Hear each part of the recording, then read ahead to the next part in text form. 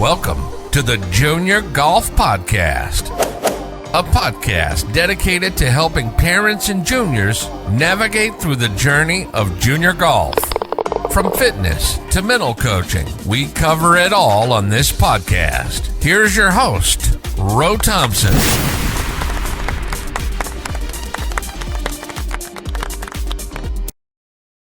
Okay, in 3, 2, 1.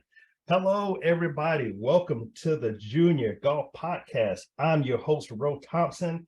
And man, I got to tell you, we got a special guest in the building tonight. None other than Craig Bowen, president of the Black College Golf Coaches Association. What's going on, Craig? Welcome to the show. Man, thanks for having me, Ro. It's always good to see you, my brother. Hey, man. We're, just trying to make things happen, man, Right. Growing the game, getting kids, scholarships and places to play and good golf tournaments, just trying to keep it moving, man. Put it all together, man. Well, listen, I want to thank you before we get into our interview. I want to thank you, man, for all the help that you're giving. Some of the connections that I have where you got some kids that's like starting to play really, really good. And the coaches are kind of just looking at them at the last minute, Yes. You're welcome. I mean, that's what we do. The more kids we can place in our HBCUs. Yes. We've got enough kids now that we shouldn't have, HBCU teams with other folks that look a little bit different, Yeah. And so we're working hard to make sure that we fill the pipeline and make sure that we have kids of color that have a place to play. That's right. And, Mom says hello. Benedict College in the building. Thompson, I said, hey. Okay. She was always one of my favorites, man. She was very fair and reasonable with me, Good. She helped me out a lot. I get mad respect for you guys, man. Great. Well, thank you, man. Well, listen, before we get into the association, man, tell us a little bit about yourself. Okay. Born and raised here in Chicago, Illinois. Okay. Son of two educators. My dad was a school superintendent. Before that was, diversity and all that in the school systems. And my mother was a high school guidance counselor.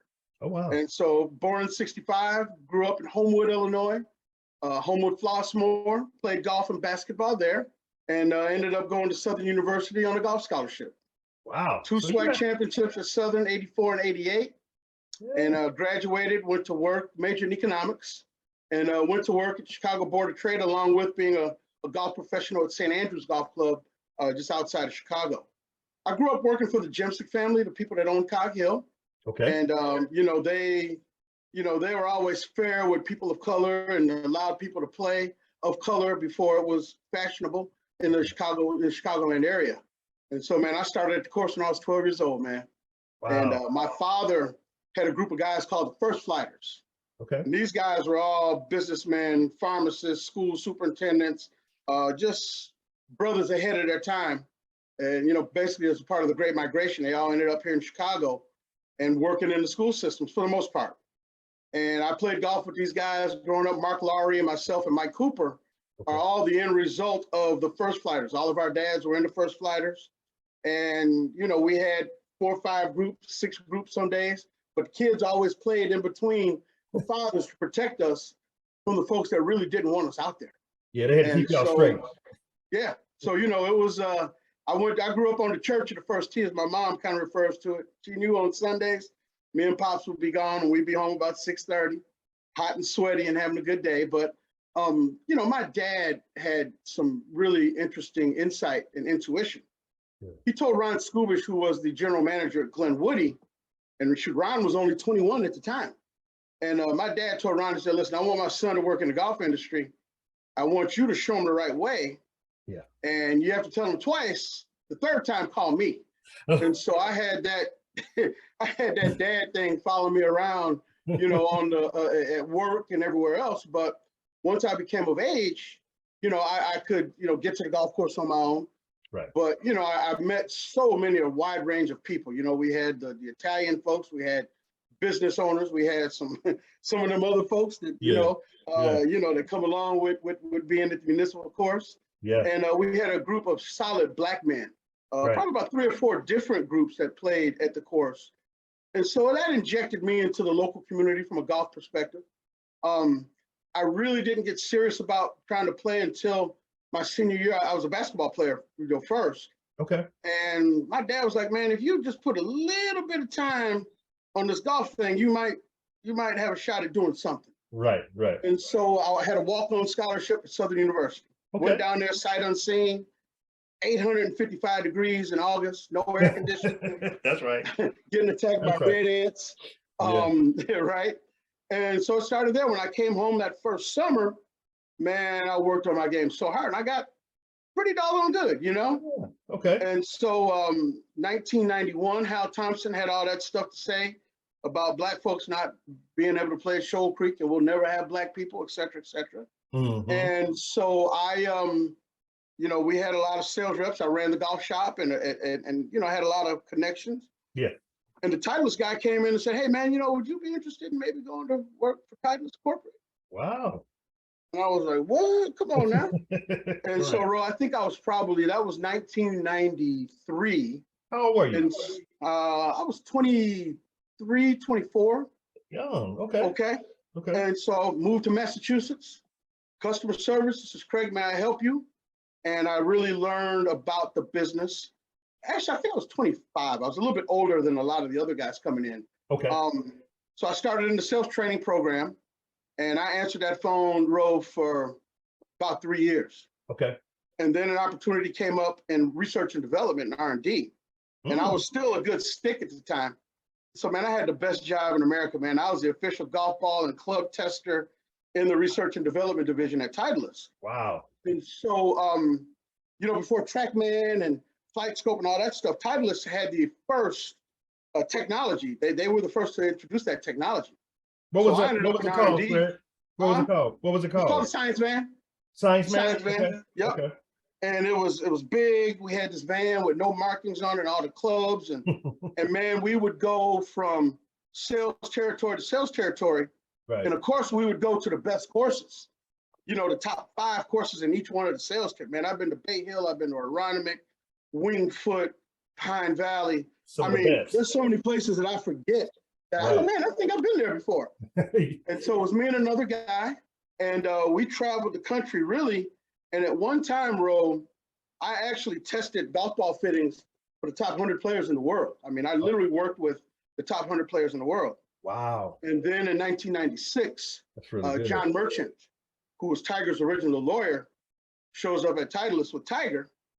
And the first thing he says to everybody, he said, anything dealing with Tiger Woods at Titleist goes through Craig Bowen. And I was like, whoa. And so Tiger was 17, 18. And so I took care of all of his equipment, all of his clubs, golf balls, everything. That's a whole nother podcast. Yeah, that's a whole nother podcast. Right. And so, I was on the road with him kind of part-time for the most part. Okay. But I was there. The Hello World conversation, I was sitting right there. I was in the room in the first conversations about the Tiger Woods Foundation and how it was going to be structured. I was in the room there. And, all of the, during that time, I was fortunate enough to be kind of the give it away guy to the athletes and celebrities. So, yeah, man, I've been to every Super Bowl and ESPY Awards, World Series, and I've never been to the World Series. No World Series. Okay. No World Series, NCAA stuff. Okay. Super Bowls, All-Star Weekend. Man, I had a fun weekend in Cleveland during the All-Star 50th anniversary. Okay. I did some work for Kenny Lofton with the Cleveland Indians. Yeah, I remember Kenny. Man, I had Biggie Smalls, Vivica Fox, Jamie Fox. That was Kobe's rookie year. Okay. And I was right smack in the middle of it with my Titleist hat on. And so it's been good to me, and I've been very, very fortunate, Ro. I can see, man. You've had some great experience in the golf industry. I really have. And this was before diversity was a catchphrase in the golf industry, before the George Floyd incidents and all that other stuff. So it was challenging at times. We had some things jump off, but you fight through it and you live and you learn. Bro, am I coming through okay, man? Because I don't feel like my camera's working properly. Bro, your camera's good. Okay. Just want to make sure. The It's the flickering sound is on my good. end, but it is Yeah. what it is. Yeah, And it's good. so I then took a sales territory in Detroit. I was the first African American sales rep at Titleist. Okay. And at the same time, I had about $2 million territory, 155 accounts. So I'm trying to manage being on the road every other week for the Tiger Woods Foundation clinics. Right. And this was before cell phones were really that tight. You know what I'm saying? Mhm. Man, I'd get home, you have 77 new messages. And it was hard to keep up, but we did what we had to do. All right. What's your most memorable moment with the Tiger Woods experience? Right after he won the Masters. Okay. The first Masters. Okay. His 3-wood popped. The epoxy in his 3-wood popped. Okay. And so after we were at the Hootie and the Blowfish Monday in the Masters. That's Myrtle Beach. That's Myrtle Beach, correct. Right. We flew out to the Del Mar Polo Grounds in La Jolla, California, in Del Mar. Okay. And we had all the scientists and everybody, and we fixed up probably about 7 3-woods for Tiger. Okay. Okay. And Tiger warms up. He comes in the helicopter, he jumps out, blah, blah, blah. And so he's hitting these 3-woods. He's hitting 5-6 shots with these 3-woods. Okay. Okay. And after the test was over, he's like, man, they all feel kind of close. Mm-hmm. And he grabbed like 3 or 4 of them, and then he took off.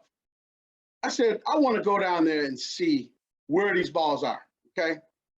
Bro, you could put a king size bed sheet on all 60 shots. It was the most amazing display of ball striking. He's hitting these 3-woods and they're just going the same. Bang. Same bang, place?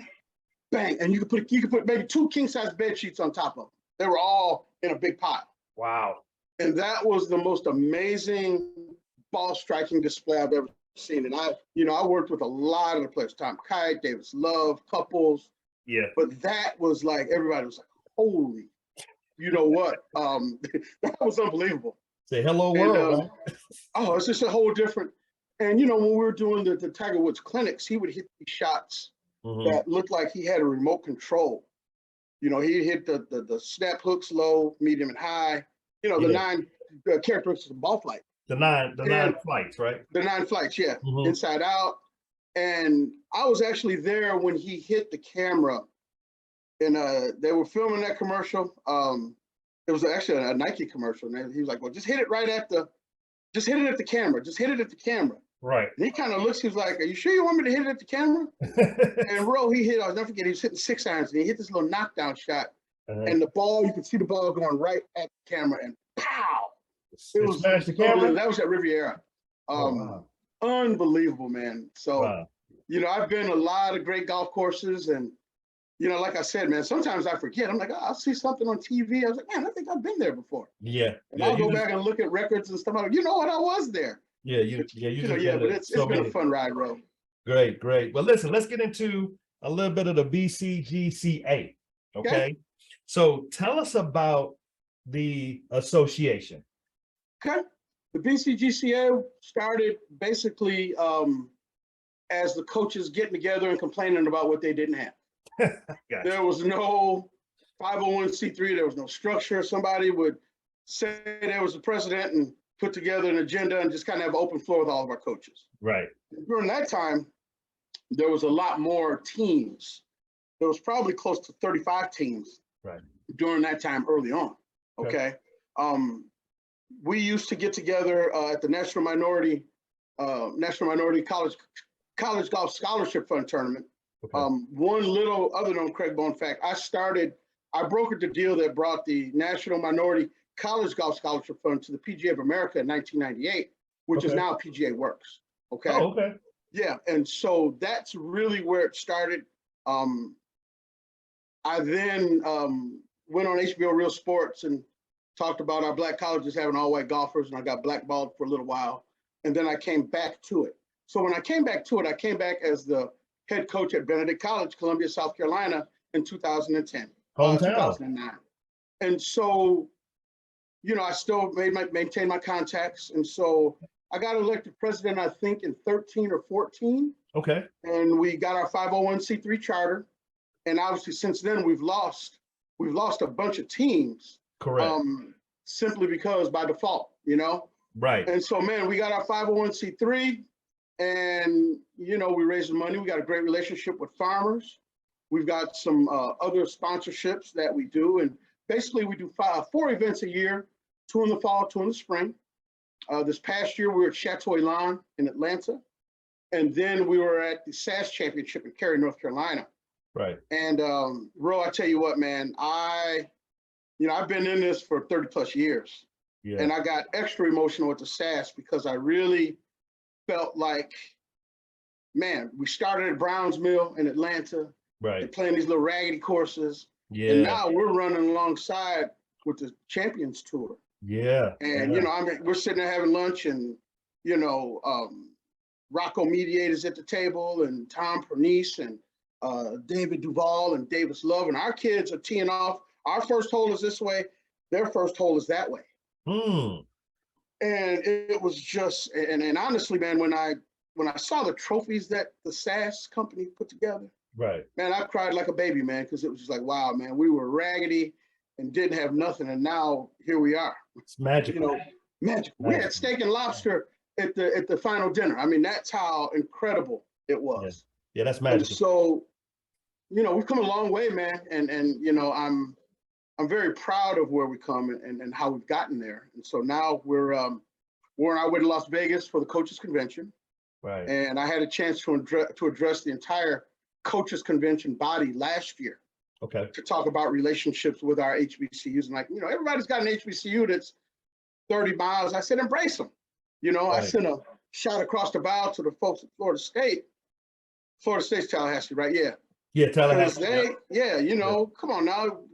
We're across the street from each other. Let the guys come out and play and practice and embrace us. Yeah, FAMU you know, and Florida State right there together. Right. Right there together. And you would have thought that it was on a different planet.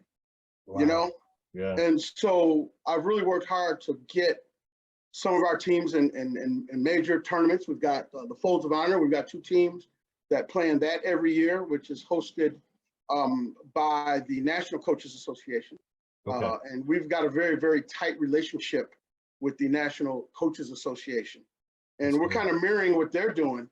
And so now that diversity is the big catchphrase, you know, there's a lot of people doing a lot of things. And what my mission and my personal thing is to make sure that our kids have a great place to play, right, and are respected when they go to these places to play. And, you know, we talk about all these initiatives and things and exemptions and that kind of stuff.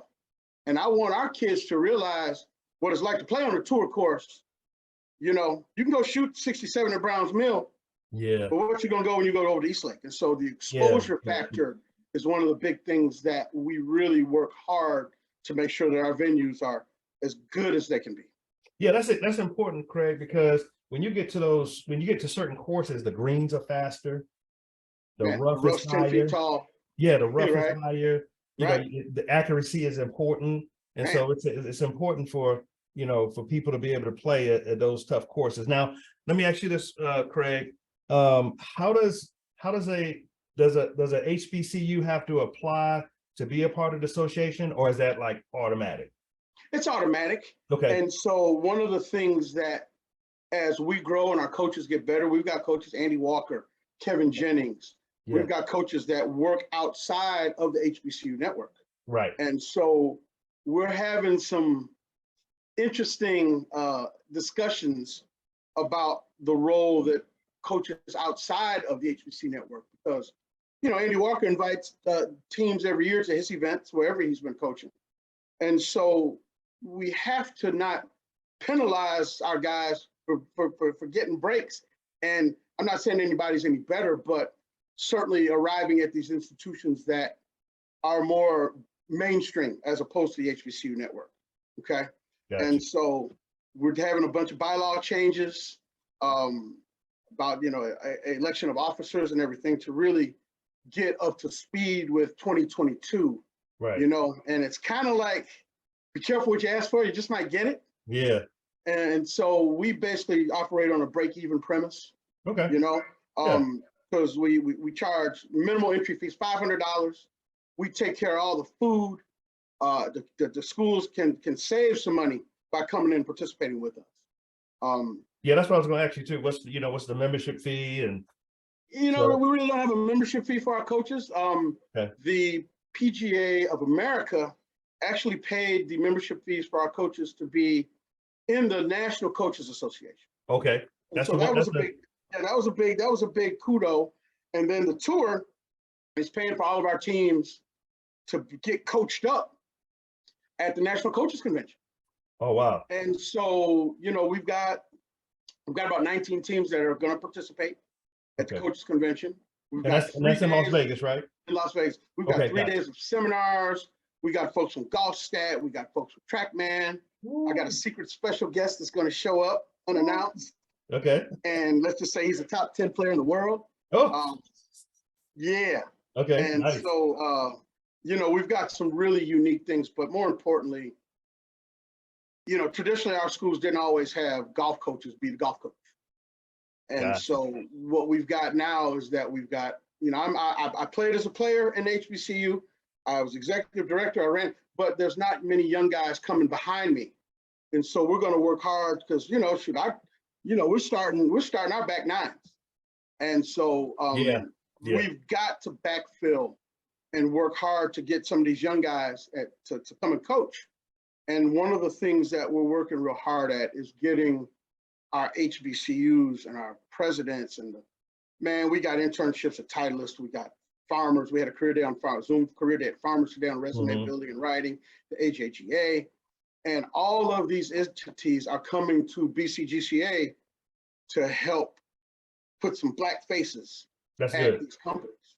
That's good. That's really good. The SAS career day that we had, was just, I had to sit down, man.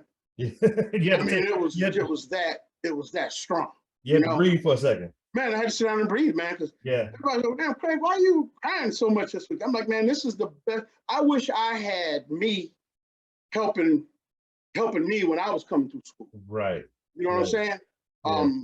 I'm probably too passionate about it sometimes, but helping kids and people, that's in my DNA. My dad was a school superintendent, man, and my mom, they got a flock of kids and people that they've helped put through school and, that are just doing amazing things. And so that's what I'm here for, So now let me ask you this, Craig. I know the number one focus is to help the coaches.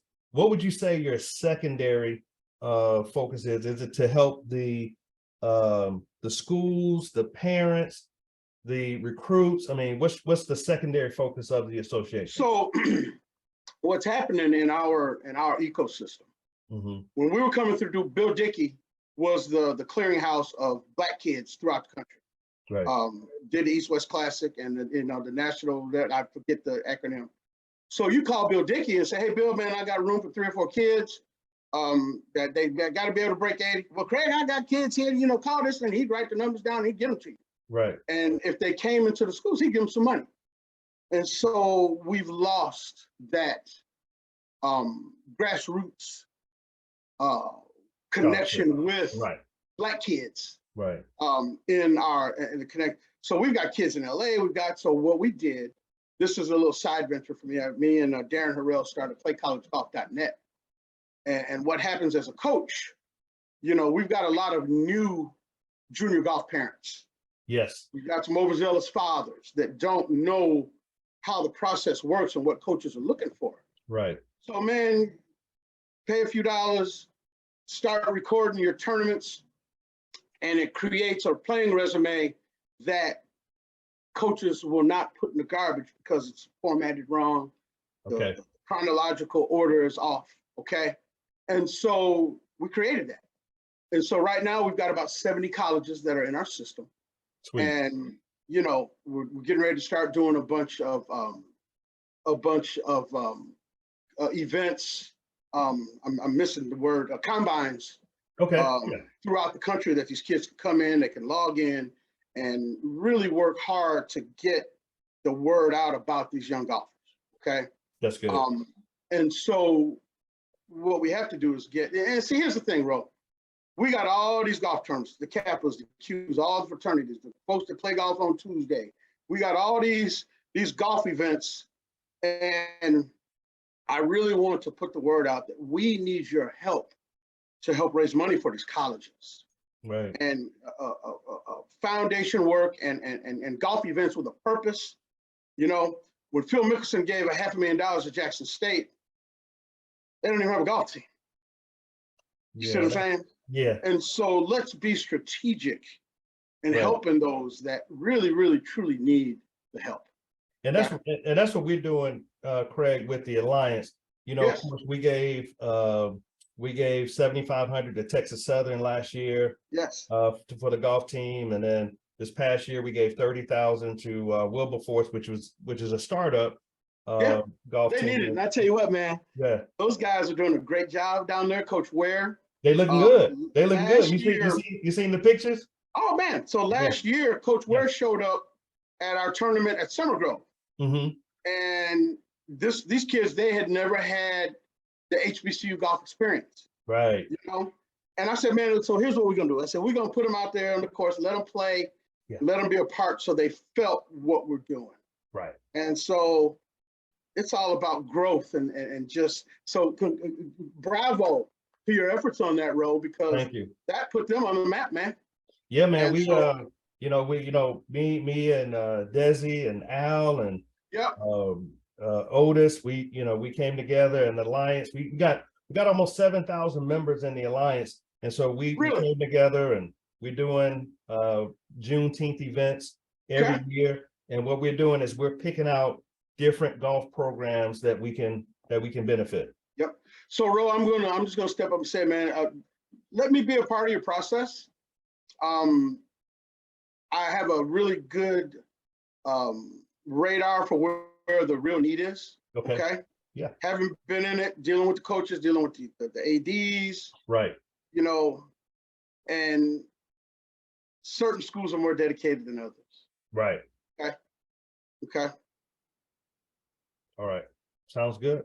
Yeah, man. So Craig, give me your highlight of 2022. I think I know what it is, but just kind of reference it again. What would you say would be the highlights of 2022 for the BCGCA?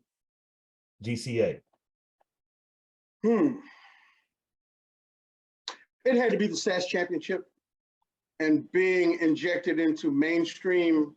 Kenyatta Ramsey from the tour that's my guy, brother, man. He is that's Yada. That's my guy. Yeah, and he's putting us in position to A, get our story told, right, and B, to give us a chance and that exposure on the main stage, right, you know, on the big stage. And we've got some stuff brewing for next year. Peter Jacobson and I we did a thing at Prairie View last year. Okay. Peter Jacobson, Damon Hack, Darius Rucker. Darius, that's my homeboy. Darius, my homeboy. Yeah. And so Greg Nard with the Dallas Mavericks, and we had a career day at Prairie View at this golf course, Sand Hills, whatever. Man, this place, they had 9 holes, and it's the guys' Caterpillar tractors. Yeah. And these were these guys' backyards. That's big company. Big, man. And these guys laid it out, and we had a seminar and session for these kids. Yeah. Talking about careers in golf. Wow. Understanding in golf. And we're going to do that once a quarter starting in 23. Yeah. And part of that too is that we're going to look to help build some practice facilities at some of our HBCUs. So Peter Jacobson is using his, Peter Jacobson is in it for the right reason. It's just, but it was really cool at the SAS. We had Kirk Triplett, Jerry Haas, Nota Begay, and Stephen Acker, who is the Champions Tour. We had a meet and greet roundtable discussion for these kids, man.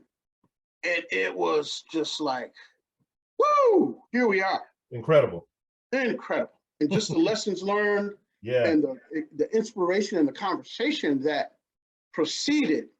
And man, they were there and then a lot of them actually came out and were walking the fairways with our kids, just walking and watching. We had a kid shoot 63, man. This kid from Miles College shot 63. Mm. Woo! Oh, And was looking at 59. wow. And so the level of play is just, and that's one of the things that, our coaches are getting better. And it's starting to show. We're moving up slowly but surely on the golf stat rankings. I see. Before it was all the HBCUs was at the bottom. bottom. Yeah. At the bottom with asterisks by, Yeah. But now we're starting to move up. And so, man, we're really just excited about what's coming in the next couple of years. Well, I know I'm excited. Well, listen, I think I heard you talk a little bit about 2023. What are some of the things that, and you don't have to give me everything, but just give me a couple of things that y'all got lined up for 2023. One of the things that we're really pushing real hard is the career fair, career expo for these companies. Okay. There's only 5 to 7 golfers at each school, but what we're going to be doing is we're going to be aligning it with the career counselors at the colleges. Okay. And one of the requirements of being in the BCGCA is that you engage with us without hesitation. Right. Because, we want golfers, but, we need mainstream college students as well. Correct. And so as we branch out and grow, we've got a couple really good companies that are close to joining us that are going to be epic partnerships. Okay. And so that's the one thing, man, and we got to take a reality check for the 130 people that play on the PGA Tour. Everybody wants to go play and be a pro. Yeah. We got guys like Mark Nance, Kenny Sims, Kendall, guys that started Jeff Donovan that are all HBCU graduates that are now running golf courses, running city courses. We have to explain how much is out there for our kids and for our people. Right. And so it's just creating a larger awareness for the who, what, and where, That's good. All right. Yeah, so man. you got the college fair coming up. And I thought I heard you mention something about a combine or academy out in Arizona. Yeah, we're going to be doing these combines over the summer. We're in the middle of kind of putting those together right now. Together. Okay. And so we want to showcase our kids. Oh, one big thing for 23, that's the showcase at Cedar Crest, November 7 through 9, I think it is. We're going to have the top 25 Black golfers, non-HBCU, HBCU, men's and women's. Okay. Playing a televised event on Golf Channel. Wow. Southwest Airlines is the sponsor, and there's a nonprofit out of Rick Clarkson, who was with the PGA Tour for years. Came to me maybe about a year ago. And so what we've been doing dry runs. Okay, Craig, here are the top 25. We're working with the National Coaches Association to develop parameters on who qualifies and who gets in. Okay. All their expenses will be paid, and we're going to be on TV for 3 days. That's going to be strong. I'll be watching. So I'll be right there. I think that's the one that's, that's going to be really highlighting our talent, So I'm so excited to be a part of that. That's good.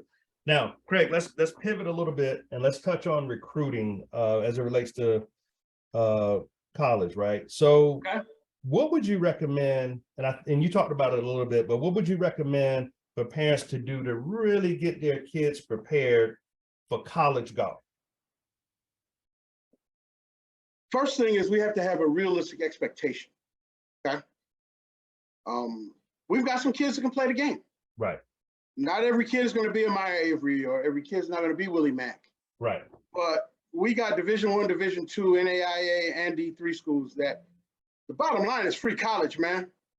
And if you have a realistic expectation of where your child is, right, then you go shop where the produce is fresh and where you're in a line with your skill set, okay? And so golf instruction, okay, proper equipment. Yeah. Renegade Golf is doing a great thing with this scholarship. The scholarship thing that they're doing. I think that's as stand up as it gets. Yeah, my man Kenneth that gives our kids early on a chance to really get that help that they needed. And it's kind of like you started Renegade, but you might end up at Titleist. You just never know how as we used to tell our players, you have to trust the process. Okay? Yeah. And so getting your kids in proper tournaments, you got to mix and mingle. You got to go play where everybody else plays. You got to go play where mainstream plays. You got to get out. And a lot of these state golf associations have really good amateur and junior tournaments. Yes, they do. We can go play at Browns Mill. We can go play at, at Oak Hills and Columbia Road. Yeah, right. We need to be at the places that are getting the exposure, and the coaches are looking at those tournament fields. Right. Okay. That's right. So Craig, last question, and then we'll let our listeners know how they can reach out to you if they need to. Sure. What do you see the number one couple of things that you need to that you can see that needs to be improved with college golf? That's a good question.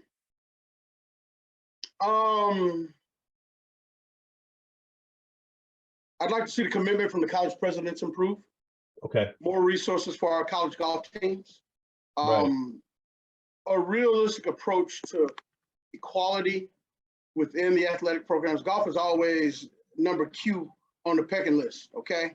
Yeah, because it's not a non-revenue sport, right? It's a non-revenue sport, but right. Golf has more jobs to offer than football, basketball, and everywhere combined. Right. And so the awareness of what's available has to be improved, okay? Right. And so, man, I've been banging on those doors for years. Please come out and see what we're doing. Come talk to us. Right. And so it's been, how your parents used to say, I used to walk to school in the snow with leather shoes on uphill. That's how the reception has been. But it's getting better. Okay. And so I'd have to say that we got to get our athletic directors and the people that promote these programs to really understand the value that golf brings. Yeah. This has been great. Okay. So, yeah, Craig, man. So, man, listen, how can our listeners get in touch with you? C. Bowen, BCGCA.org. Okay. Go to our website, HBCUgolf.org. That's our website. Okay. Okay. Strong. And all the teams are listed, all our events are listed, and playcollegegolf.net, That's strong. And I'm here to offer any suggestion, man. I place kids all the time, man, Yeah. And that's where my joy comes from. Yeah. But HBCUgolf.org, it would be the best spot. Okay. And you have there's a thing there, contact us, Right. and like I said, cbowen BCGCA at gmail.com. I got that wrong. I'm sorry. cbowen BCGCA start over. cbowen BCGCA at gmail.com. I got too many email addresses, man. There you go. That's all right. Yeah, bro. But thank you so much for having me, man. I'm honored and privileged. Hey, listen, don't forget, we're going to put together a forum. Okay. As it relates to coaches, admissions, financial aid. Oh man, that would be. We're gonna put the whole. We can go through it from A to Z. Right. We're gonna go to A to Z. What's needed. That's right. You tell me when and where, I'll be ready. Yeah, we're gonna have you're gonna have mom on. She's been in admissions for forever. 20, 25, 30 That's years. Right. So, and we're gonna have the whole gamut. So that way, parents of juniors, they won't miss a beat. They can get it straight, no chaser. I love it. A to Z. All right. All right, brother. But listen, man, thank you so much for being on. Anytime, man. I'm here anytime. Just put me on the list, man. I'm ready. All right, we'll chat soon, okay? All right, chat, brother. Love, man. Thank you. All right, well, love. All right, bye. Thank you for listening to the Junior Golf Podcast. You can follow us on Facebook, YouTube, Instagram, and TikTok. We hope you enjoyed this new episode, and if you did, please leave us a review on Apple Podcasts and Spotify. Please share this episode with others who may be interested in this topic. Also, feel free to let us know what topics you'd like to see covered in future episodes. Get in touch in the comments or on any of our social media networks. See you next week for a new episode